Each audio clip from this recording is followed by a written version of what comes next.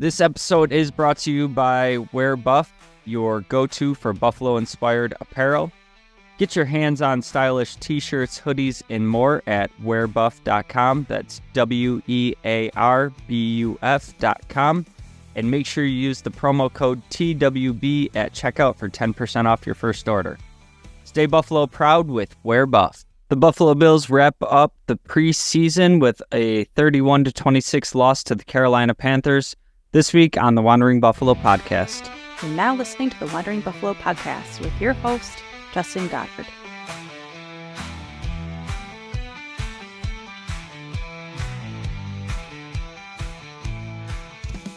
Bills Mafia, welcome to another episode of the Wandering Buffalo podcast, a show on the Buffalo FamBase podcast network.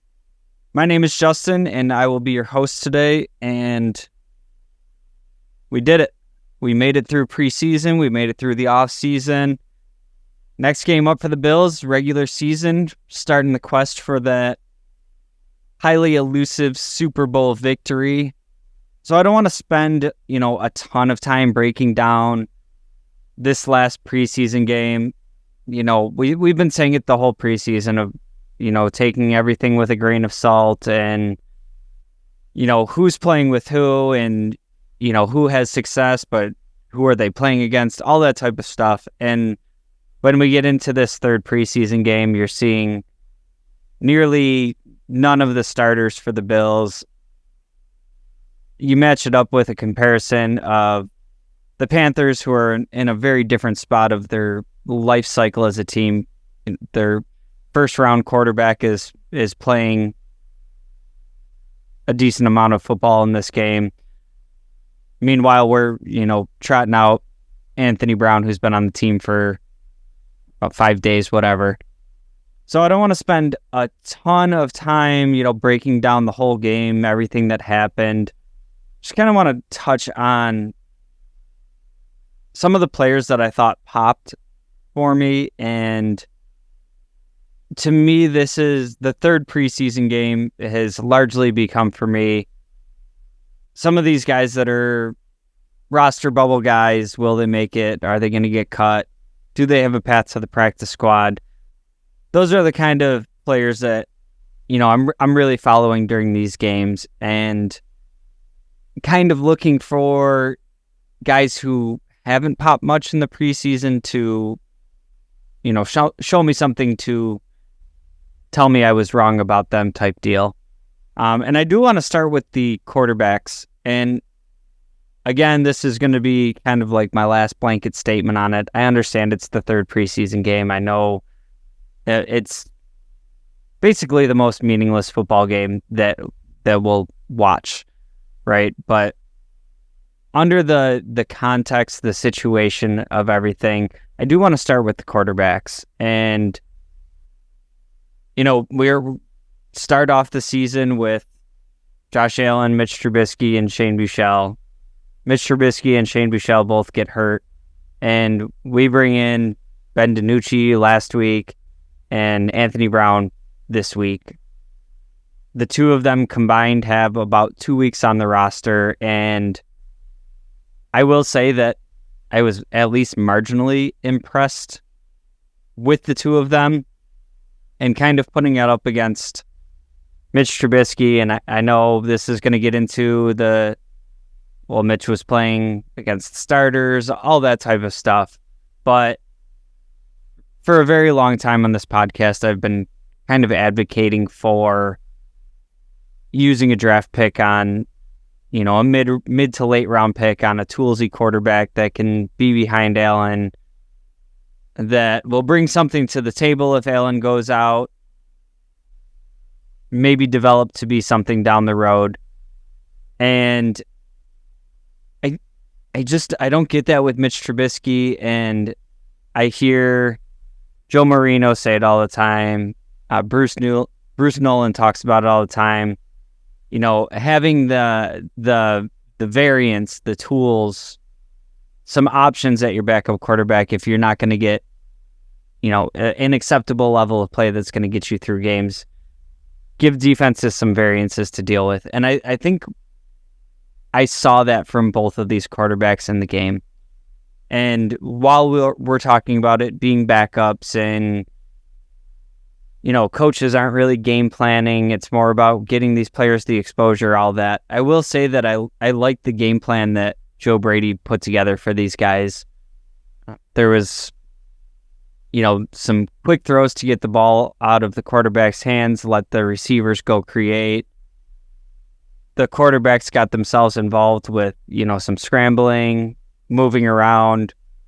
And, overall, the Bills end up scoring 26 points, so that it's not a terrible, performance output that we're getting from them. But the quarterbacks themselves, a little bit to be left desired in the yards per attempt, all that type of stuff. But, Anthony Brown ends up 11 for 12 for 102 yards, and Ben DiNucci 11 for 15 for 76 yards and a touchdown. That's not terrible performances as far as I'm concerned compared to, what we're getting out of Mitch Trubisky. And, it's the backup quarterback position. If Allen goes down, we're in a bad spot anyways. But to me, watching these guys play the quarterback position during this game, they looked like they were playing with nothing to lose. They looked like they were playing fearless, trying to earn a spot. And it's kind of the exact opposite of what I see from Mitch Trubisky at this point. He kind of looks, too scared to make a mistake. And by not wanting to make a mistake, he's holding on to the ball for too long. He's not taking any risks, so he's not pushing the ball. And I don't know if we're going to be in bad shape at quarterback anyways, if Allen goes down or if these guys have to play it all. I want to see a little bit of gunslinger. I want to see some different element brought to the position that it's going to make it more difficult for a defense to defend versus, a quarterback that's just dropping back and, just isn't on that level of being a pocket passer, of being a distributor of the football. If you're not going to be, like a starter level at that, close to a starter level at that, give me some variance, give me some tools, make it exciting for me. Come cutdown day, do I think either of these guys is supplanting Mitch Trubisky? I don't think it's very likely. I think the team likes having, another veteran in the room. To me, I would want to go a different direction. We'll see what happens with Trubisky's injury. That might become a factor here where one of these guys starts out the season as the backup. Maybe the other one ends up on the practice squad. And, we see what happens in the meantime with Mitch. But I think Mitch Trubisky is still, provided he can be healthy for the regular season, which McDermott said he's anticipating. I don't see a big change happening there. The running back position was a very exciting day overall for the run game. And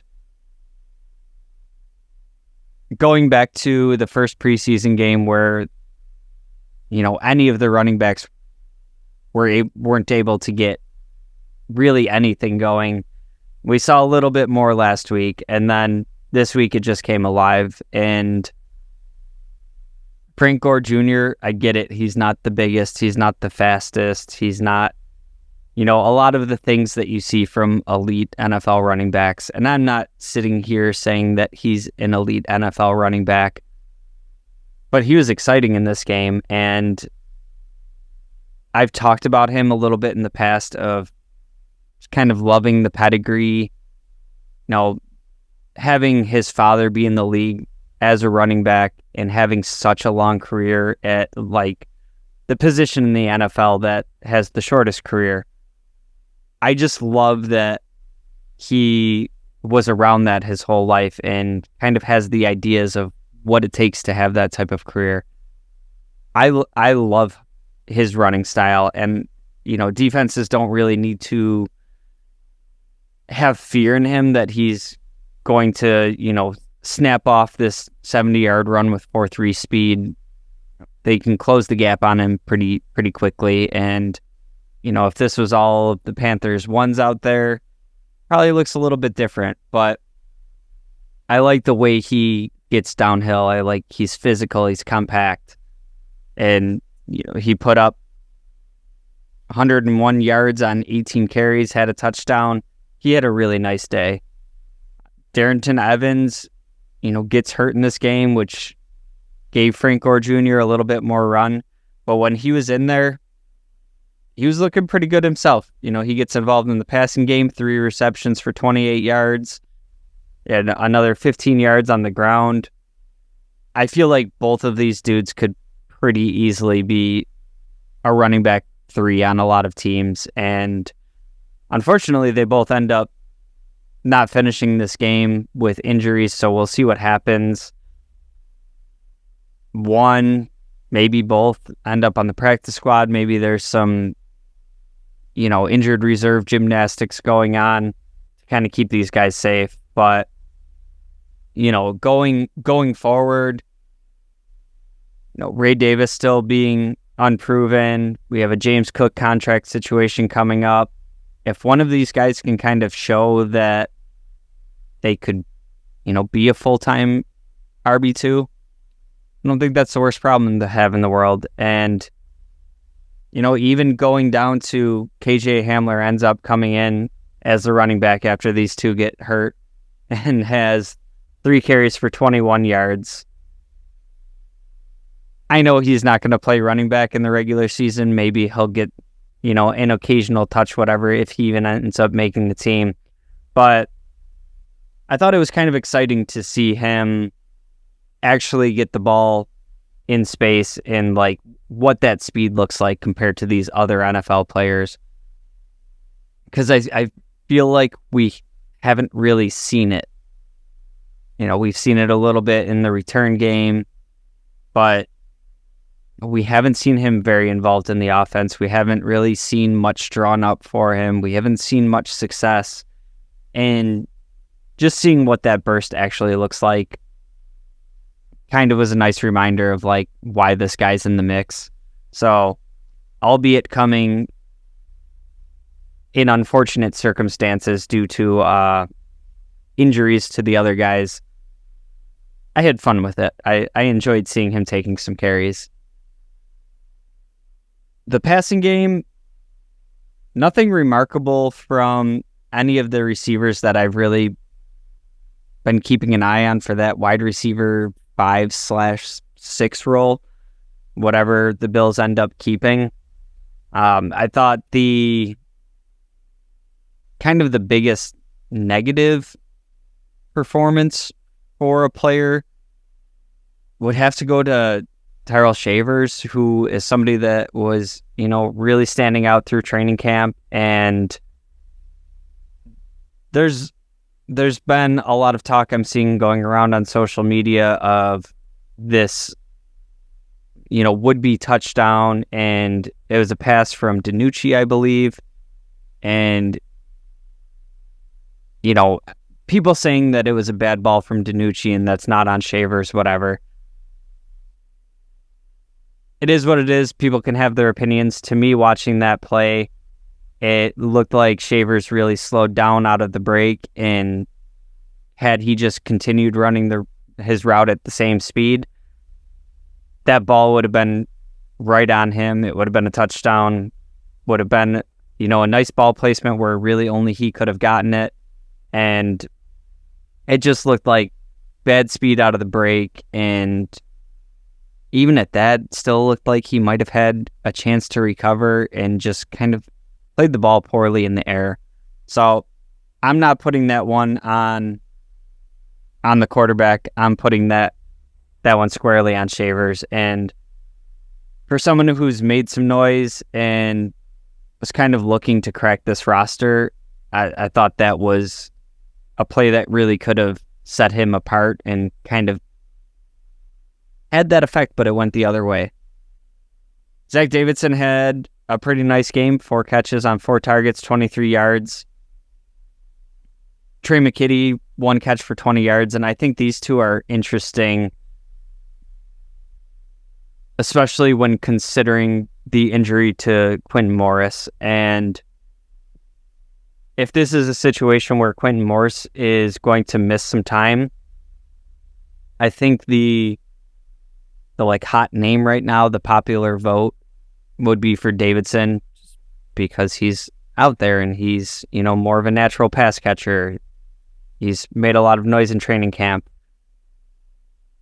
Want to kind of temper expectations there just based on what the tight end 3 role really entails. And it's, primarily an additional blocker. It's a guy that plays special teams. And just kind of looking at it from the perspective of Quentin Morris being on the team for a couple of years now. How much have we seen him involved in catching passes? Any of the things that you think Zach Davidson's going to do great, how much do you see Quentin Morris involved in that in the past few years? It's, it's minimal targets over the course of the season. And I think if you're in a position where you need that tight end 3 because Morris is going to miss time, I think McKitty is a better option for filling those types of roles. Now, if you have a situation where, you kept Davidson on the practice squad and Kincaid or Knox go down and you're replacing that type of skill set, I think you're looking more towards a Davidson. But when we're talking about tight end 3, it's not a path I see for Davidson right now. Maybe I'm wrong. Just a feeling that I'm getting at this juncture. Other than that, with the receivers, not much standing out, but I do want to talk a little bit about Deon Cain. Kind of showed up and, nothing crazy on the stat sheet. 3 catches, 3 targets, 28 yards. But getting the ball in space and, he was crafty with the ball. He was making people miss. He was taking these little bubble screens and, getting a nice gain on the play. For what I've seen from the other receivers throughout the preseason training camp, is a guy that plays special teams, and I haven't seen anybody really take control of that wide receiver 5 position. And it's a situation where, do the Bills keep 5? Do they keep 6? We kept 5 last year. And I think there's a few names here that could have, really pressed the issue for the Bills to keep 6 receivers. And none of them really seized that opportunity and made it so we have to keep this 6th guy. That being said, out of all the performances I've seen in the preseason, this performance from Cain was the most excited I've been about one of these depth guys. And, we still have MVS in the mix. We'll see what his, health status looks like. But I also, this is kind of where I get into the quarterback play of, I really enjoyed seeing these guys getting the ball out of their hands and getting it into the receiver's hands so we can see what they do. No, it's no fun trying to evaluate wide receivers when, Mitch Trubisky's back there afraid to pull the trigger downfield and, looking for checkdowns. We got a pretty good idea of our running backs being involved in the passing game, but we didn't really get to see a ton of separation between, there's 5-6 guys competing for 1, maybe 2 spots. And just having a quarterback that's not delivering the ball and giving them opportunities to stand out. I know it's easier for the coaching staff, front office, because they get to see these practices. They get to see what these guys look like on a day-to-day basis. But from an outside perspective as a fan, trying to get an idea of what we have in these depth guys, even when you're looking at practice squad, future teams, all that kind of stuff, really hard to get a read on the receivers when quarterbacks aren't pulling the trigger. So I think he's a long shot to make the roster. He's only been with the team about a week and a half. But, he had a really fun performance, and whenever the ball was headed his way, I perked up a little bit. I'm going to go to special teams here. Just real quick notes. I thought Sam Martin has looked good all throughout this preseason. He kind of, had a rough tail end of last year. I feel great about him going into the season as the punter. And then on the other hand, we of course have Tyler Bass. I don't really know what to do with this situation, to be honest. He made 1 of 2 field goals. He made from 31. He missed from 51. And I understand 51 yards isn't a chip shot, but on a nice weather day, no real wind to speak of, it's a kick you want to see your high-priced kicker make. Kickers in the NFL right now are making from 50 plus all the time. It's just something you want to see. And, I would have less trepidation about it if he was just, money all throughout the practices and everything we see. And, this was the blip on the radar. But seeing all the time in, the practice settings, he's going, 4 of 6 in team drills, and seemingly every day he's missing a couple. It's concerning. And I'll even say on the extra point, basically should be free points. That thing took such a right-hand trajectory. If it was about a 5-yard longer field goal, I'm not sure that would have gone through. So it's a difficult situation because you do have guaranteed money tied up in him. So whatever, even if you want to cut your losses, we've seen Tyler Bass be a good kicker in the NFL, and seems like he's got some stuff going on in his mind right now that he's not right for whatever reason. But if you're talking about eating his dead cap money and you have to spend money on another kicker, and it's not like these top flight kickers are just out there available all over the place. So are you adding another guy that also is dealing with inconsistencies? And if so, what's the point? Might not feel good about every time Tyler Bass trots out there, but insert player X that we also don't feel good about, and it costs us the dead money and some to do it. So I don't anticipate competition being brought in. I don't anticipate any sort of change happening there. I think the best we can hope for is whatever's going on with Bass, throughout repetitions, he's able to work it out of his system and, go back to being the kicker that we saw 2 years ago when the Bills gave him an extension. So that's all I really want to say on that for now. We'll see how it all shakes out when we get to the regular season. But as of right now, there's not any distance that I feel super confident in. He's running out on the field and I'm like, hey, there's free 3 points. It's going to be a concern for me. On the defensive side of the ball, honestly, I saved this for last because there wasn't a ton that I saw on defense that was super encouraging. Some flashy plays here and there from some guys, but overall the unit, they gave up 31 points in a preseason game to Panthers backup players. And, I know some of the starters did play well into the game for Carolina. So again, grain of salt with all of this, but the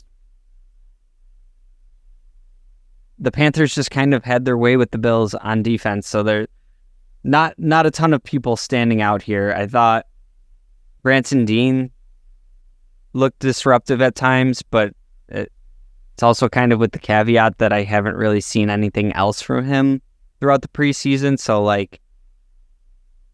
these are guys, fighting an uphill battle to secure a roster spot. The starters and even some of the depth is already kind of solidified. So a couple flashy pops during the last preseason game, I don't think is going to get it done for a guy like that. I will say Daquan Hardy has been impressive for me throughout the preseason. I don't think he's had much concern throughout, training camp, offseason, all that about making the roster. I think the Bills drafted him with, a developmental cornerback mindset, and in the meantime, he can provide the Bills some pop in the return game. And I kind of thought he was going to be groomed for, a backup nickel role.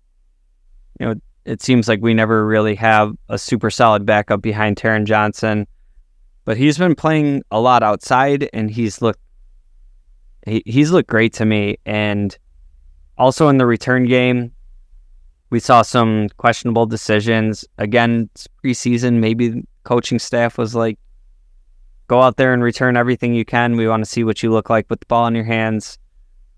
But this, I always find that hard to believe, because when you get to the regular season, the smart decision making it's like as important as being able to run with the ball.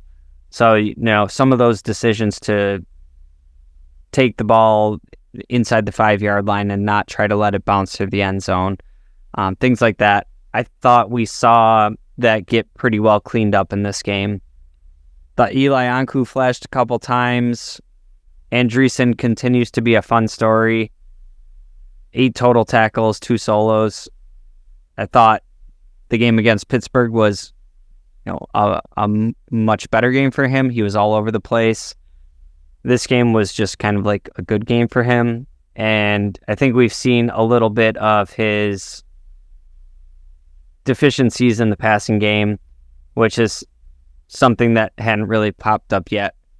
Still a super fun story. Still, think there's an outside chance he makes the roster with, some of the injuries they're dealing with at linebacker, but it's like the legend of Andreessen kind of can calm down a little bit for this week, and we'll see what happens.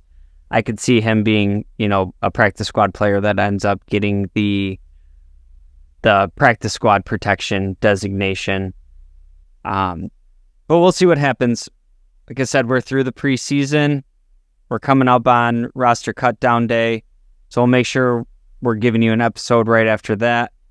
Make sure you're subscribed so you're not missing any of these episodes as we get into the regular season, as we get into cut down day. You know what happens every year with cut down days. Some players shake free, some roster turnover happens. So make sure you're not missing any of that. Like, share, subscribe.